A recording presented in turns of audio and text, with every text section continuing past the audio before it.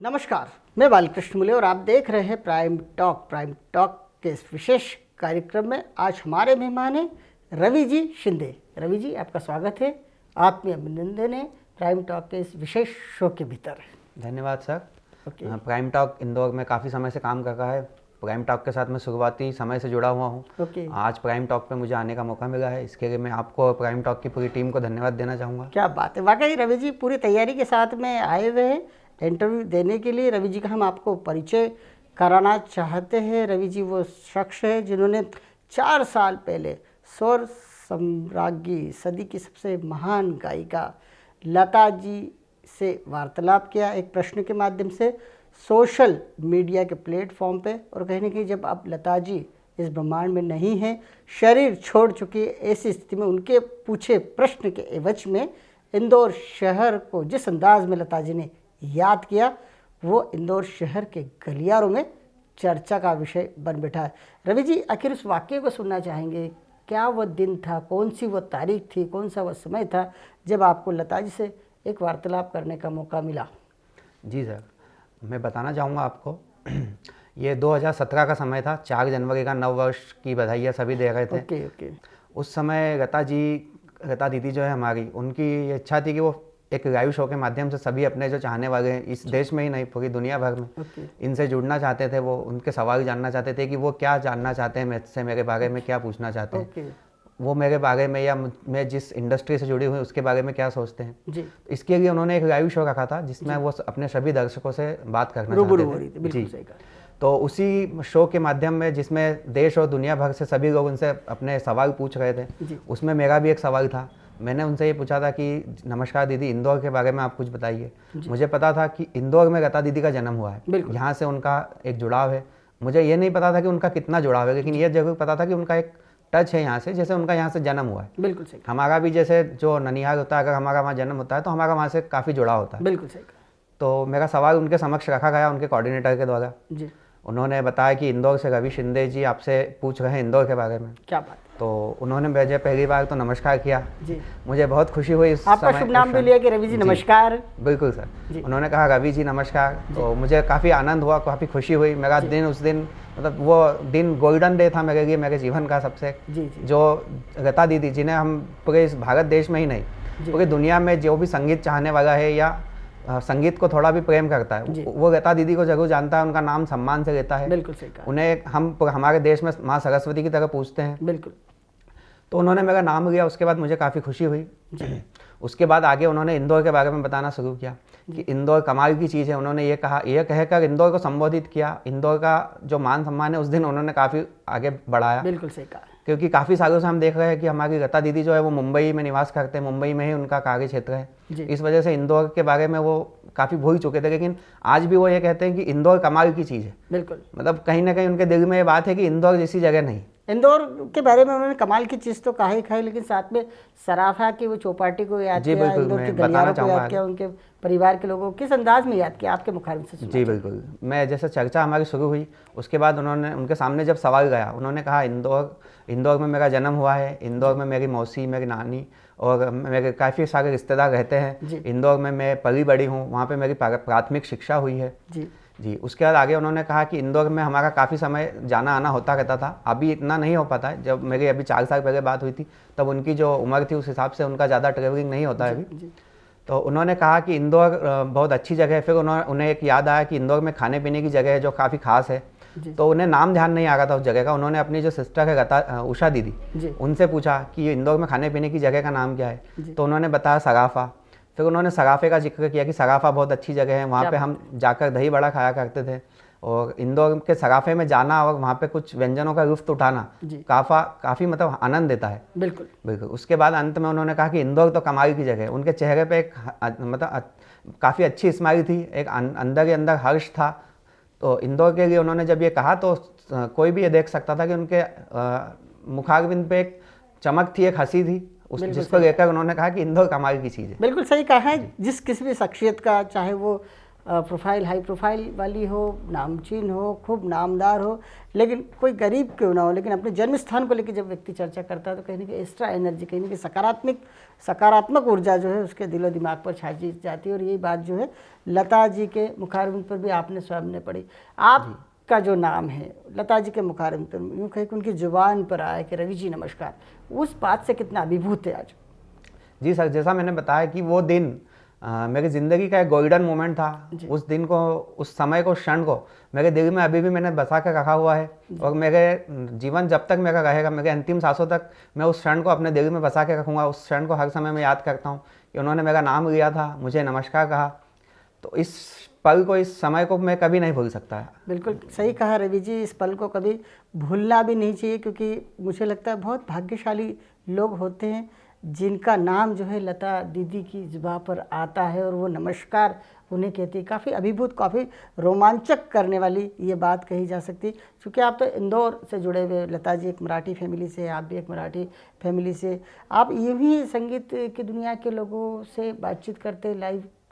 जी sir, संगीत की दुनिया में जैसे लता दीदी अभी हमारे साथ थी तब मैं उनको फॉलो करता था। और जो हमारे साथ आज नहीं है, जैसे हमारे रफ़ी साहब हुए, किशोर दा हुए, मैं इनको भी फॉलो करता हूँ, इनको भी काफ़ी सुनना पसंद करता हूँ। आज जो भी इनके कुछ पेज है जहाँ पर इनका कंटेंट रोज़ दिया जाता है, मैं उसे पढ़ता हूँ। इनके पुराने वाक्य कि किस तरह से इनका उस समय जब ये काम करते थे अपने प्रोफेशनल क्षेत्र में तो क्या होता था। जैसे कभी एक समय था ऐसा जब लता दीदी का रफ़ी जी के साथ में थोड़ा सा मनमुटाव था, इन्होंने काफ़ी समय तक एक साथ काम नहीं किया।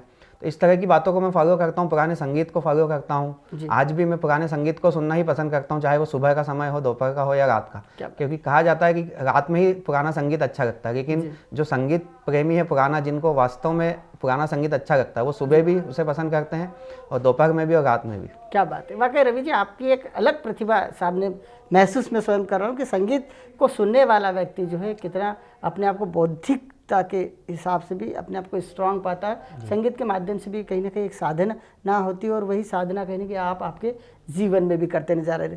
जब अब लता जी ब्रह्मलीन हो चुकी है, दुनिया छोड़ चुकी है, शरीर छोड़ चुकी है, ऐसी स्थिति में जब सोशल मीडिया के प्लेटफॉर्म पर आपका पूछा प्रश्न जो है ट्रेंड कर गया, नेशनल मीडिया ने भी उसे काफ़ी दिखाया, अपने आप को कितना गौरवान्वित महसूस करते कि आप अकेले वो शख्स हैं जो इंदौर शहर जैसे एक बड़े शहर का नेतृत्व करते हुए लता जी के सामने अपना प्रश्न रखा और उन्होंने अपने सवाल, आपके सवाल का जवाब भी दिया?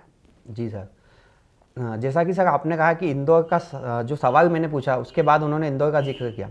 मैं बताना चाहूँगा सर, जैसे कि आज मेरा भी जो जीवन है, मैंने प्राथमिकता से जो जीवन, शुरुआत से जो जीवन जिया है, हमेशा कहीं ना कहीं समाज के लिए, अपने शहर के लिए और अपने देश के लिए वही कार्य किए जिससे कि हमारे शहर का नाम, समाज का नाम और देश का नाम आगे निकले, गौरवान्वित हो।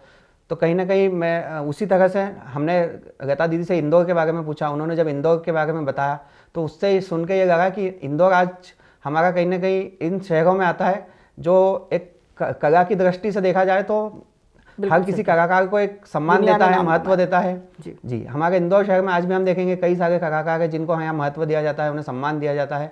तो इंदौर में कला का महत्व है, वो पहले से ही, पुराने समय से ही है। जी, इसी तरह से हमारा इंदौर आगे बढ़ता है। इसमें कला का जो भी लोग अपना कला में रुचि रखते हैं या खेलों में रुचि रखते हैं, उन्हें अपना आगे बढ़ने का मौका मिलता है। रवि जी के पास शब्द कम पड़ रहे हैं क्योंकि कई बार होता भी ऐसा ही है कि जो सकारात्मक सोच के धनी होते हैं वो लोग जो है इतने भावुक भी होते हैं कि उनके पास अपने जो जिन्हें वो मानते हैं, जिनके वो फैन होते हैं, उनके बारे में बोलते हुए शब्द कम से पड़ जाते हैं। रवि जी, मेरा सवाल ये था कि लता जी नहीं रही, आपके पूछे प्रश्न के उत्तर में जो लता जी ने कहा वो सोशल मीडिया पर, अन्य नेशनल चैनलों पर दिखा गया, वो कैसा लगा आपको कि आप उससे कितना अभिभूत है? जी बिल्कुल, उससे मुझे बहुत खुशी हुई। उस दिन मेरे जो चाहने वाले हैं, मेरे जो दोस्त थे, जो रिश्तेदार, एक तरफ खुशी भी थी। बिल्कुल, एक दुख तो था ही सुबह से कि लता दीदी अब इस दुनिया में हमारे साथ नहीं रहे। लेकिन ये था कि जो बसंत पंचमी थी एक दिन पहले, तो हमें ये लग रहा था कहीं ना कहीं कि माँ सरस्वती स्वयं आकर उन्हें लेके गई है अपने साथ में। और इस दुनिया में भी जब तक वो थे हम उन्हें माँ सरस्वती की तरह ही पूछते थे। तो एक वो था, उसके बाद एक गम ये था उनके जाने का, और एक ये था कि कहीं ना कहीं मेरा जो नाम था, या जो मेरे शहर का नाम था, मेरे शहर के नाम के लिए उन्होंने जो कहा, जो शब्द कहे, जो दिखाया गया, उसके लिए खुशी थी और कुछ नहीं। बिल्कुल सही कहा आपने कि हमारे शहर के बारे में हमारी ही कोई अपनी बड़ी, यदि हमारे पूछे प्रश्न पर तारीफ कर जाए तो गौरव की बात होती है। और ये गौरव कहीं ना कहीं रवि जी शिंदे आपके नाम पर लिखा जा चुका है, क्योंकि ये बात जब भी कहीं किसी भी मंच पे कही जाएगी कि लता जी क्या कहती थी देवी अहिल्या की नगरी इंदौर को लेकर, तो कमाल की चीज़ें इंदौर, ये बात कहीं ना कहीं भी गूंजता हुआ नज़र आएगा। अब इन दिनों लता जी चूँकि जा चुकी है, हर दिन लता जी की स्मृति में लता जी को याद करने के लिए अलग अलग कार्यक्रमों का आयोजन किया जा रहा है। आपके ये दिन कैसे गुजर रहे हैं? जी, अभी हम रोज़ उनके जो पुराना संगीत है, जो उनके गायन है, उनको सुनते हैं। कहीं ना कहीं जो उन्होंने हमें दिया है उसका जो भजन भी उन्होंने काफ़ी गाए हैं, तो उन भजनों को सुनते हैं, भगवान को याद करते हैं, उनसे प्रार्थना करते हैं कि लता दीदी जहाँ भी गए वहाँ मतलब अपने भगवान उन्हें अपने चरणों में स्थान दे और इस दुनिया में लता दीदी की तरह कोई नई प्रतिभा सामने आए जो हमें संगीत या गायन की दुनिया में उसी तरह का माहौल वापस बना के दे। क्या बात है, वाकई काफ़ी सकारात्मक सोच, सकारात्मक विचार, कृतित्ववान व्यक्तित्व के धनी रवि जी शिंदे को हम कह सकते हैं कि इतने अच्छे अंदाज में अपनी बातों को वो रख रहे हैं, कहने के सौभाग्यशाली भी कहे जा सकते हैं।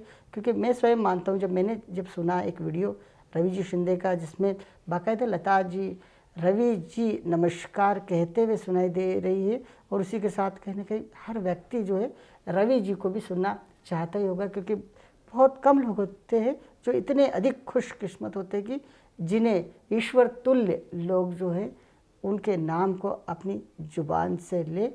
इन दिनों देखा जाए लता जी को आप हर दिन याद कर रहे हैं, किस तरह का कोई सपना है कि अब लता जी के लिए इस दिशा में मैं स्वयं भी काम कर सकता हूँ?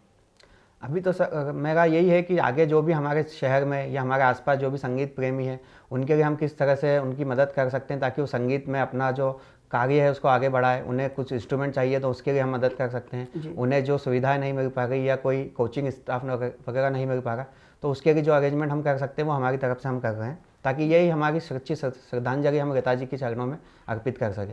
बिल्कुल सही कहा रवि जी जितना याद कर रहे लता जी को, मुझे लगता है इंदौर शहर का हर शख्स उन्हें याद कर रहा है, और कुछ लोग हैं बिरली शख्सियत के रूप में जिन्हें पहचाना जा सकता है, जिनको अपने मनुष्य जीवन में लता जी के करीब जाने का मौका मिला है, उनसे चर्चा करने का मौका मिला है। एक शख्सियत तो हमारे साथ ही है रवि जी, जिन्होंने लता जी से सोशल मीडिया प्लेटफॉर्म के ऊपर चर्चा की और कहीं ना कहीं एक ऐसा प्रश्न रखा जिसके बाद कहीं ना कहीं इनका मनुष्य जीवन भी सार्थक होता नजर आया। इंदौर शहर में कुछ लोग ऐसे भी मेरे नॉलेज में जो लोग लता जी से मिले, लता जी के करीब गए।